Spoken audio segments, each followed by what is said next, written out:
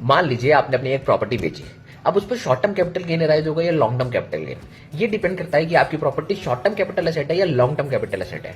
अब इसे चेक करने के लिए हमें देखना पड़ेगा कि उस प्रॉपर्टी की पीरियड ऑफ होल्डिंग कितना है। तो आज इसी वीडियो में हम समझेंगे कि शॉर्ट टर्म कैपिटल एसेट किसे कहते हैं और लॉन्ग टर्म कैपिटल एसेट किसे कहते हैं।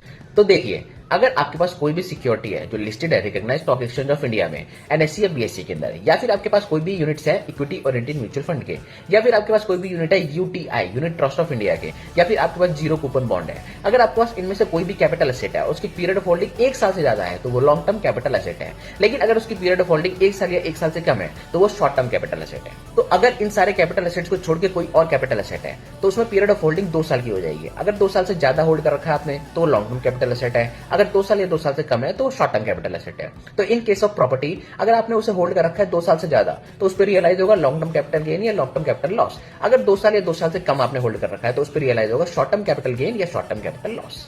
तो एग्जाम में अगर आपके पास कैपिटल गेन का कोई क्वेश्चन आए, तो सबसे पहले आइडेंटिफाई कर लेना कि asset long term capital asset है या शॉर्ट टर्म कैपिटल एसेट है। इससे आपके मार्क्स कटने के चांसेस और भी कम हो जाएंगे।